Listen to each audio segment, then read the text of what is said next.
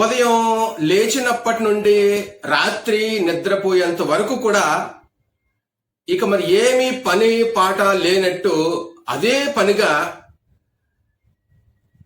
నల్లట్ట పుస్తకం అంటూ బైబిల్ని దూషించే వాళ్ళు ఎవరైతే ఉంటారో వాళ్ళకి నేను ఈ యొక్క కౌంటర్ పెడుతూ ఉన్నాను. అలాగే ఈ నల్లట్ట పుస్తకం అని చెప్పేసి బైబిల్కి సంబంధించినటువంటి విషయాలు తెలియక దీంట్లో ఉన్నటువంటి వాక్యాలను వక్రీకరించి సామాన్య ప్రజలపై ఈ బైబిల్కి అపార్థాన్ని పుట్టించే విధముగా, లేకపోతే దీని మీద వెక్కసు కలిగేలాగో, దీని మీద ద్వేషం పుట్టించే విధముగా మాట్లాడుతూ ఉన్నారు ఆ మతోన్మాదులు. నల్లట్ట పుస్తకం అని చెప్పి, అంటే సామాన్య ప్రజల్లో కూడా లేనిపోని అపార్థాలు, వాళ్ళలో కూడా ఏహ్య భావాన్ని పుట్టించే ప్రయత్నం చేస్తున్నారు. నల్లట్ట పుస్తకం అని చెప్పి. Let us check the facts. నిజంగానే ఈ నల్లట్ట పుస్తకం భారతదేశాన్ని విచ్ఛిన్నం చేసిందా? నిజంగానే ఈ నల్లట్ట పుస్తకం భారతదేశంలో ఉన్నటువంటి సంపదను దోచుకుందా? నిజంగానే ఈ యొక్క నల్లట్ట పుస్తకాన్ని చదివినటువంటి వాళ్ళు, లేదా ఈ యొక్క భావాజాలాన్ని బట్టి జీవించినటువంటి క్రైస్తవ మిషనరీలు భారతదేశాన్ని పాడు చేశారా? వాళ్ళు భారతదేశానికి కీడు కలిగించారా? అపాయం కలిగించారా? ఏం చేశారు అసలు ఈ నల్లట్ట పుస్తకంతో ఉన్నటువంటి భావాజాలం కలిగిన క్రైస్తవులు భారతదేశాన్ని ఏం చేశారు అనేది చారిత్రక రుజువుల ద్వారా మనం చూసుకుందాం. ఓకే, మీకు నేను అక్కడ స్క్రీన్ షాట్స్ కూడా చూపిస్తాను. ప్యూర్ రిఫరెన్స్ అయితే కొన్నిసార్లు నేను చెప్పను. అలా అని చెప్పేసి అవి అవాస్తవాలు అని చెప్పడానికి లేదు, వాస్తవాలే. కానీ కొన్ని కాపీరైట్ ఇష్యూస్ ను బట్టి పుస్తకాల పేర్లు కొన్నిసార్లు చెప్పడం అనేది వీలు కాదు. అందుకని కొన్ని విషయాలు నేను మరుగుపరిచి చారిత్రక రుజువులు మీకు చూపిస్తూ ఈ వీడియో చేస్తాను. దయచేసి పూర్తిగా ఈ యొక్క వీడియో ఆలకించండి. ముద్రణాలయములను పరిచయం చేసింది మిషనరీలే. వార్తాపత్రికలను పరిచయం చేసింది మిషనరీలే. వైద్యశాలలను నిర్మించింది మిషనరీలే. అనాథ శరణాలయాలను నిర్మించింది మిషనరీలే. కుష్ఠరోగ నివారణ శాలలను పెట్టింది మిషనరీలే. అక్షరాస్యత కార్యక్రమాలను ప్రారంభించింది కూడా మిషనరీలే. స్త్రీలకు విద్యా వికాసాన్ని తెచ్చింది కూడా క్రైస్తవ మిషనరీలే. తెలుగులో చాలా పుస్తకాలు మరియు వ్యాకరణాలు, నిఘంటువులు ముద్రించడానికి దోహదపడింది కూడా మిషనరీలే. 8 పాయింట్లు ఒకటి తర్వాత ఒకటి మాట్లాడాను. దీంట్లో మిషనరీలు అని లేదు, మిషనరీలే అని ఉంది. మీరు అక్కడ చూసారు. చూడండి, నేను ఒక భారతీయ మేధావి రాసినటువంటి పుస్తకంలో నుంచి మీకు టెక్స్ట్ చదివి వినిపిస్తున్నాను. స్క్రీన్ షాట్ కూడా పెట్టాను, దయచేసి మీరు అక్కడ చూసుకోండి. అజ్ఞానాంధకారము సర్వత్రా వ్యాపించెను. ఇట్టి దుస్థితి నుండి క్రైస్తవ మత సంఘము వారు బ్రిటన్ దేశమును నొద్దరించిరి. మత విషయములను, దేశ ప్రజలలో ఏకత్వమును, సంఘీభావమును నెలకొల్పిరి. ఈ పాయింట్ బ్రిటన్ దేశము గూర్చి ఒక భారతీయ మేధావి రాసినటువంటి పుస్తకంలో నుంచి నేను మీకు చదివి వినిపించాను. ఇప్పుడు ఇక్కడ చూడండి, సేమ్ పుస్తకం. ఈ అజ్ఞాన అంధకార యుగమున, అంటే ఈ అంధకార యుగమున శాస్త్రమును, కళలను చక్కగా నేర్చి జ్ఞాన దీపకాంతిచే ఐరోపా ప్రపంచమును నొజ్వలము గావించిన వారు క్రైస్తవ మఠములోని వారు మాత్రమే అని మనము గుర్తింపవలను. క్రైస్తవ మఠములలోని వారు మాత్రమే జ్ఞాన దీపకాంతిచే ఐరోపాను ఉజ్వల భవిష్యత్తు నడిపించారంట. అర్థమైందండి? క్రైస్తవ మఠముల వారు మాత్రమే అంటే క్రైస్తవ మఠములలోని వాళ్లే, అంటే క్రిస్టియన్ మిషనరీసే అనే విషయం స్పష్టంగా ఇక్కడ మనకి కనబడుతూ ఉంది. అంటే భారతదేశాన్ని వీళ్ళు ఉద్ధరించడానికి మొట్టమొదటి వాళ్ళు ఎక్కడ విప్లవ జ్వాలలు రగిలించారు, ఎక్కడ సంస్కరణలు చేశారంటే యూరప్ లో. రెనైజన్స్, రీఫార్మేషన్ మూవ్మెంట్ అంటాం దాన్ని. సో అక్కడ వాళ్ళు ఉజ్వల భవిష్యత్తును స్టార్ట్ చేసి ఆ భావాజాలం ద్వారా, బైబిల్ భావాజాలం ద్వారా భారతదేశానికి రావటం అనేది జరిగింది. సో భారతదేశానికి వచ్చిన తర్వాత వాళ్ళు ఏం చేశారు, ఇక్కడ చూడండి, 1959 నుండి 60 మధ్యలో ఆంధ్రప్రదేశ్ సాహిత్య అకాడమీ వారి ద్వారా 2000 రూపాయలు బహుమతి పొందినటువంటి గ్రంథములో నుంచి స్క్రీన్ షాట్ చదివి వినిపిస్తున్నాను. టెక్స్ట్, ఈ మిషనరీలే, నేను మళ్ళీ చెబుతున్నా, మిషనరీలు కాదు, మిషనరీలే.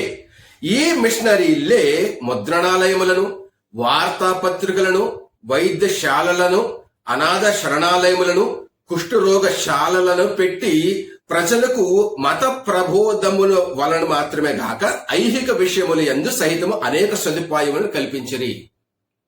అర్థమైందండి? ఈ మిషనరీలే ప్రింటింగ్ ప్రెస్లు, ఈ మిషనరీలే న్యూస్ పేపర్లు, ఈ మిషనరీలే హాస్పిటల్స్, ఈ మిషనరీలే అనాథ శరణాలయాలు, ఈ మిషనరీలే కుష్ఠరోగ నివారణ శాలలను పెట్టి భారతదేశాన్ని అభివృద్ధి చేశారని చెప్పేసి ఒక భారతీయ మేధావి రాసిన పుస్తకంలో మనం చదువుకుంటున్నాం. చూడండి, మీరు అంటున్నారు కదా నల్లట్ట పుస్తకం, నల్లట్ట పుస్తకం అని చెప్పేసి దూషిస్తూ ఉన్నారు, నోటుకు వచ్చినట్టు బూతులు మాట్లాడుతున్నారు కదా క్రైస్తవుల మీద, మిషనరీల మీద. నల్లట్ట పుస్తకం ప్రభావం, నల్లట్ట పుస్తకమే భారతదేశం బాగుపరిచింది అని చెప్పేసి భారతీయ మేధావులు చెబుతున్నారు.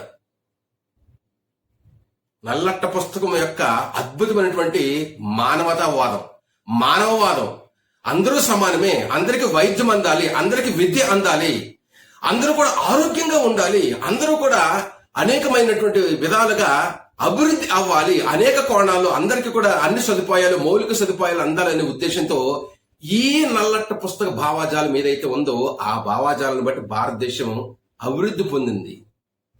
నల్లట్ట పుస్తక భావాజాలం దేవునికి స్తోత్రం కలిగింది కాక. మీరు అంటున్నారు కదా నల్లట్ట పుస్తకం, నల్లట్ట పుస్తకం, నల్లట్ట పుస్తకం, నల్లట్ట పుస్తకం. నెక్స్ట్, భారతదేశంలో వయోజన విద్య ఉద్యమం అంటే పిల్లలకు స్కూల్కు వెళ్లి పిల్లలు పాఠాలు చదువుకుంటారు, స్కూల్లో వాళ్ళు విద్య వికాసం నేర్చుకుంటారు. మరి పెద్దలకి ఒక 50, 60, 70 సంవత్సరాల పైబడినటువంటి వయోవృద్ధులకి చదువుకోవాలి అనే ఆశ, దుగ్ధ కలిగినప్పుడు మరి వారికి చదువు చెప్పడం అనేది గనక జరిగితే ఎంత బాగుంటది. సో చూడండి, సాంఘిక సంక్షేమ కార్యక్రమాలను, అక్షరాస్యత కార్యాలను ప్రారంభించిన ఘనత భారతదేశంలోనే క్రైస్తవ మిషనరీలకి దక్కింది. కారణం ఏంటి తెలుసా అండి? కారణం ఏంటి తెలుసా? నల్లట్ట పుస్తక భావాజాలం. డియర్ ఫ్రెండ్స్, మై నల్లట్ట పుస్తకం has given education to Indian people. My నల్లట్ట పుస్తకం has given equality in India. Bible భావాజాలం అందరికీ కూడా చదువు అందాలి, పిల్లలకు మాత్రమే కాదు, పెద్దలకు మాత్రమే కాదు, వయోవృద్ధులకు కూడా విద్య వికాసం అందాలి. క్రైస్తవ మిషనరీ లెక్కే అంటే ఎవరు లేరు, ఇంకా క్రైస్తవ మిషనరీ లెక్కే దక్కింది. క్రైస్తవ మిషనరీ లెక్క ఓన్లీ 2 క్రిస్టియన్ మిషనరీస్. తర్వాత ఈ అచ్చు యంత్రశాలలను కూడా మొట్టమొదటిగా స్థాపించి నడిపించిన వారు క్రైస్తవ మిషనరీలే. క్రైస్తవ మిషనరీలు కాదు, ఇక్కడ క్రైస్తవ మిషనరీలే అంటే ఏంటి? వారు మాత్రమే, ఓన్లీ క్రిస్టియన్ మిషనరీస్. ఎందుకు అంటే వాళ్ళు అందరూ చదువుకోవాలి, పుస్తకాలు అందరికీ కూడా అందుబాటులో ఉండాలి అనే నల్లట్ట పుస్తక భావాజాలాన్ని వాళ్ళు నరనరాలు జీర్ణించుకున్నారు. మానవవాదాన్ని సంఘంలో ఉన్నటువంటి సమస్త ప్రజలు కూడా అభ్యుదయ భావాజాలం ద్వారా చదువు, విద్య వికాసం నేర్చుకోవాలి, అందరూ బాగుపడాలని చెప్పేసి ఈ నల్లట్ట పుస్తక భావాజాలం ఏదైతే ఉందో దాన్ని మిషనరీస్ నమ్మారు. మీరు అంటున్నారు కదా నల్లట్ట పుస్తక భావాజాలం. మొట్టమొదట యంత్రశాలలను అంటే ప్రింటింగ్ ప్రెస్లను స్థాపించిన ఘనత కూడా క్రైస్తవ మిషనరీలకే దక్కుతుంది. వారే దానికి అర్హులు ఆ గౌరవానికి. తర్వాత పాశ్చాత్య ప్రభావం వలన వచ్చిన మరొక అభివృద్ధి పత్రికా ప్రచురణ. 19వ శతాబ్దములో పత్రికా ప్రచురణ ప్రారంభమైంది. మత ప్రచారమునకు సాధనములుగా పత్రికలు ప్రారంభించిన మిషనరీలే ఈ విషయంలో మార్గదర్శకులయ్యి ఈ రోజు తెలుగు, ఇంగ్లీషు, భారతదేశంలో ఉన్నటువంటి ఎన్నో భాషల న్యూస్ పేపర్లు ఉన్నాయి చూడండి, వాటన్నిటికీ కూడా ఆద్యులు, పైనీర్స్, దిశానిర్దేశం చేసిన వారు, మార్గదర్శకులు ఎవరు అంటే క్రైస్తవ మిషనరీలు. మీరు అంటున్నారు కదా, బైబిల్ నల్లట్ట పుస్తకం, ఇది పాడు చేసింది, భారతదేశాన్ని విచ్ఛిన్నం చేసింది, కీడు తలపెట్టింది, దోచుకుందని చెప్పేసి అన్నారు చూడండి. ఈ నల్లట్ట పుస్తక భావాజాలం ద్వారా భారతదేశం అభివృద్ధి పొందింది, పత్రికా రంగం అభివృద్ధి అయింది. దానికి కూడా ప్రారంభకులు ఎవరు అంటే మిషనరీలు అని చెప్పేసి మనం చరిత్ర పుటల్లో నుంచి తెలుసుకుంటున్నాం. నల్లట్ట పుస్తకం భారతదేశాన్ని అభివృద్ధి పరిచింది తప్ప కీడు తలపెట్టలేదండి. అర్థమైందండి? ఈరోజు ఈ మహిళా మణులు, అమ్మలక్కలు నోటుకొచ్చినట్టు ఏదేదో మాట్లాడుతున్నారు కదా, 3 మేకులు పీక్కోలేని వాడని, నల్లట్ట పుస్తకం అని చెప్పేసి నోటుకొచ్చినట్టు మాట్లాడుతున్నారు కదా. అసలు వాళ్ళకి వాయిస్ ఇచ్చిందే క్రైస్తవ మిషనరీలు. ఒక భారతీయ మేధావి రాసిన పుస్తకంలో ఇలా ఉంది చూడండి. స్త్రీలకు ప్రత్యేక విద్యాలయములను స్థాపించి వారి విద్యాభివృద్ధికి పాటుపడిన వారు వీరే మొదటి వారు. ఎవరు అంటే క్రైస్తవ మిషనరీలు. పై పేర చూసుకోండి కావాలంటే. భారతదేశంలో ఆడవాళ్ళని తొక్కి పట్టి నార తీస్తుంటే, మా యొక్క ఆంధ్ర భాషలో చెప్పాలంటే, భారతదేశంలో ఏమండి ఎలాంటి హక్కులు లేకుండా ఆడవాళ్ళని తొక్కి పట్టేస్తూ వాళ్ళకి మౌలిక హక్కులు, సదుపాయాలు లేకుండా వంటింటి కుందేలాగా ఎలాంటి గౌరవము, ఎలాంటి మర్యాద లేకుండా వాళ్ళని ఒక ప్రక్క పడేస్తే, వాళ్ళకి మౌలిక హక్కులు, సదుపాయాలు కల్పించి విద్యా వికాసాన్ని అందించింది క్రైస్తవ మిషనరీ లే అనుంది ఇక్కడ. క్రైస్తవ మిషనరీ లే. స్త్రీలకు విద్యను అందించడానికి విద్యాలయాలను స్థాపించింది మొట్టమొదటి క్రైస్తవ మిషనరీ లే. మిషనరీ లే అక్కడ ఉంది. వీరే వీరే వీరే ఎవరు? నల్లట్ట పుస్తకం నమ్మినటువంటి భావాజాలం ఏదైతే ఉందో ఆ క్రైస్తవ మిషనరీలు.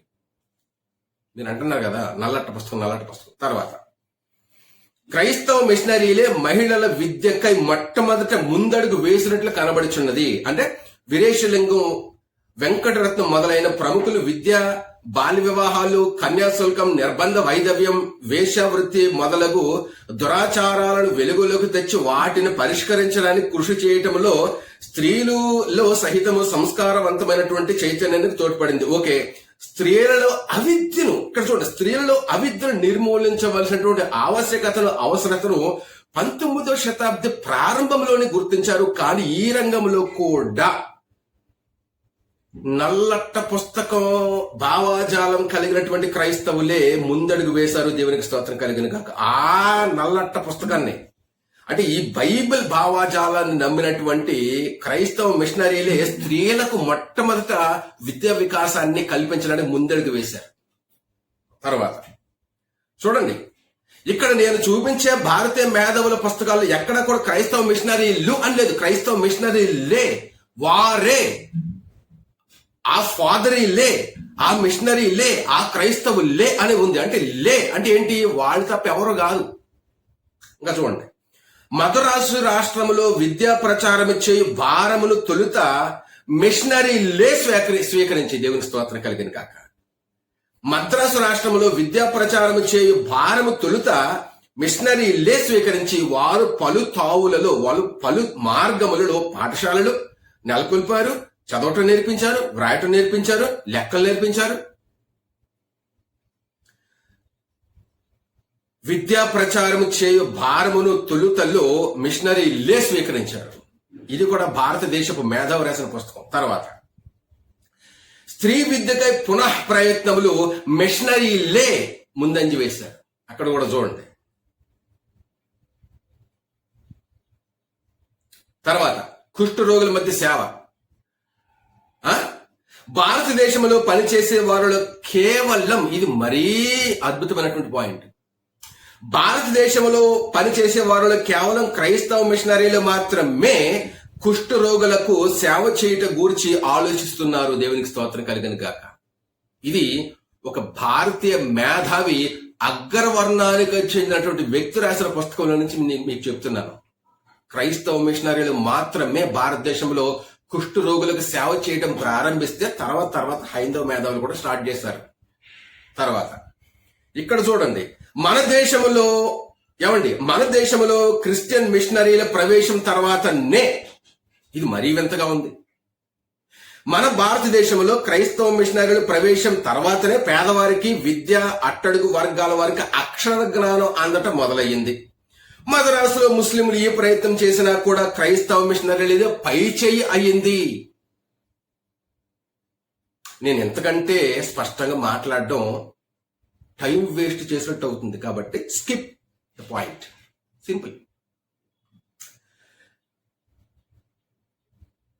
భాషా విజ్ఞానం కేవలం కొందరి సొత్తుగానే ఉన్న దానిని అందరికీ పంచి అక్షర భిక్షను 10 మందికి పంపకం చేసిన ఖ్యాతి పాశ్చాత్య మిషనరీలకే దక్కింది. అరే బాబు, మాటికి మీరు బైబిల్ని చదువుతూ విమర్శిస్తూ ఉన్నారు కదా, అసలు మీకు చదువు నేర్పించింది కూడా ఈ నల్లట్ట పుస్తకంలో విలువలు ఏవైతే ఉన్నాయో వాటిని తీసుకున్నటువంటి భారతదేశానికి వచ్చి మిషనరీలు ఎవరైతే ఉన్నారో ఆ మిషనరీలే ఈ నల్లట్ట పుస్తక భావాజాలం ద్వారా మీకు చదువు చెప్పి, మీకు పలక బలకం ఇచ్చి, మీకు అక్షర జ్ఞానం ఇచ్చారు. నల్లట్ట పుస్తక ప్రభావం దేవునికి స్తోత్రం కలిగింది కాక. ఇప్పుడు చెప్పండి, ఇక్కడ చూడండి, గిరిజనులు అస్పృశ్యులుగా ముద్ర వేసి, గిరిజనులను అస్పృశ్యులుగా ముద్ర వేసి సంఘ బహిష్కృతులుగా పరిగణించే రోజుల్లో మిషనరీలు వారిని చేరదీసి ఆదరించి మీరు మనుషులే అని చెప్పేసి హక్కును చేర్చుకుని వాళ్ళని సమానత్వంతో ఆదరించి ప్రేమించారు. ఈ భావాజాలం, ఈ నల్లట్ట భావాజాలంతో ఉన్నటువంటి క్రైస్తవ మిషనరీలు తర్వాత ఇది బాగుంటుందండి. ఆవిరితో నడిచే ముద్రణ యంత్రం నెలకొల్పిన కీర్తి కూడా మిషనరీలకి దక్కింది.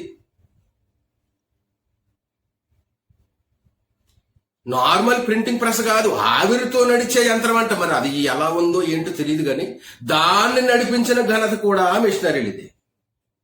ఇప్పుడు నేను చూపించిన పుస్తకాలన్నీ కూడా ఏ ఒక్క క్రైస్తవుడు రాసిన పుస్తకం కానే కాదు. బ్రాహ్మణులు, అగ్రవర్ణాల వారు, లేకపోతే భారతీయ మేధావులు, స్వాతంత్ర సమరయోధులు, హైందవులు రాసినటువంటి పుస్తకాల్లో నుంచి చూపిస్తున్నటువంటి రెఫరెన్సెస్ మీకు అన్ని కూడా. తర్వాత దేశాన్ని, ప్రజల్ని మేల్కొల్పి ముందుకు నడిపించిన ఉద్యమాలకు తెలుగు పత్రికలు వెన్నెముకగా నిలిచాయి. ఒకసారి ప్రారంభ దశని పరిశీలిస్తే అన్ని భాషల్లాగే తెలుగులో కూడా పత్రికలను స్థాపించి నిర్వహించిన గౌరవం క్రైస్తవ మిషనరీలకే దక్కాలి, ఇవ్వాలి. అంతే, వాళ్ళకే దక్కింది ఘనత, మిషనరీలకే దక్కింది. భారతదేశంలో పత్రిక విప్లవాన్ని తీసుకొచ్చింది భారతదేశంలో క్రైస్తవ మిషనరీలే. నల్లట్ట పుస్తక భావాజాలం. తర్వాత జర్మనీలో గుటెన్బర్గ్ బైబిల్ని ముద్రించిన 100 ఏళ్లకు ముద్రణ మన దేశంలో ప్రవేశించింది. ఈ ఘనత క్రైస్తవ మిషనరీలకే దక్కుతుంది. జర్నలిజం, ముద్రణ విప్లవం పునాదులు వేసింది క్రైస్తవ మిషనరీలే. ఇంకా చాలా ఉన్నాయి. ఇది చూడండి, క్రైస్తవ మిషనరీలు తాము చేయు ప్రతి పనిని వలనే ఈ పనిని కూడా శ్రద్ధతో నిర్వహించారు. ఈ విధముగా క్రైస్తవ మిషనరీల ప్రోత్సాహం చేతనే కోట్స్ ఈ క్రైస్తవ మిషనరీల ప్రోత్సాహం చేతనే, ఇంకెవరి ప్రోత్సాహం చేత కాదు, ఈ క్రైస్తవ మిషనరీల ప్రోత్సాహం చేతనే, ప్రోద్బలము సహాయం చేతనే శ్రీ సీతారామాచార్యుల వారి శబ్ద రత్నాకరం బయటకు వచ్చింది. మీరు దూషిస్తున్నారు కదా నల్లట్ట పుస్తకం అని చెప్పేసి. క్రైస్తవ మిషనరీలు ఈ నల్లట్ట పుస్తక భావాజాలను బట్టి భారతదేశాన్ని ఉజ్వల భవిష్యత్తుకు నడిపించారు. అబ్బో, ఇది మరీనండోయ్, ఇది మరీను. ఈ కులహీనము వారిని నిజముగా నుద్ధరించినవి క్రైస్తవ సంఘములు, ఫాదరీలు. వీరిని తమ మతమును గలుపుకొని వీరి కొరకు ప్రత్యేక పాఠశాలలు నేర్పరిచి వీరిని తమ వద్ద సేవకులుగా వినియోగించి వృద్ధి చేశారంట. అందుకని వీళ్లకు చదువు విజ్ఞానము అందిన కారణంగా విశేషముగా పూర్వకాలంలో వీరిలో ప్రబలి దొంగతనము, త్రాగుడు మొదలగు దుర్గుణములన్నీ కూడా దాదాపుగా తగ్గిపోయి వాళ్ళు డిగ్నిఫైగా జీవించడం మొదలు పెట్టారు. కారణం ఏంటో తెలుసా? మీరు అంటున్నారు కదా, దూషిస్తూ క్రైస్తవులందరూ కూడా నల్లట్ట పుస్తకం ద్వారా భారతదేశాన్ని భ్రష్టు పట్టించారు, నీచానికి దిగజార్చారు, భారతదేశాన్ని కొల్లగొట్టారు అని చెప్పేసి నోటుకొచ్చినట్టు వీరు పేల్తున్నారు కదా. ఈ నల్లట్ట పుస్తకం భారతదేశాన్ని అభివృద్ధి పదవిలో నడిపించడం అనేది భారతీయ మేధావులు గుర్తించారు, వాళ్ళ పుస్తకంలో రాసుకున్నారు. బైబిల్ భావాజాలం ద్వారా క్రైస్తవ మిషనరీలు వచ్చి భారతదేశంలో మూఢనమ్మకాలను నిర్మూలించారు. భారతదేశానికి ఒక సౌభాగ్యవంతమైనటువంటి విలువలు, శ్రేయస్కరమైన శ్రేష్టకరమైనటువంటి రూపును వాళ్ళు తీసుకొచ్చారు. దేవునికి స్తోత్రం కలిగిన గాక. నల్లట్ట పుస్తకంలో ఉన్నటువంటి ప్రాముఖ్యత, ప్రాధాన్యత అలాంటిది. That is Bible.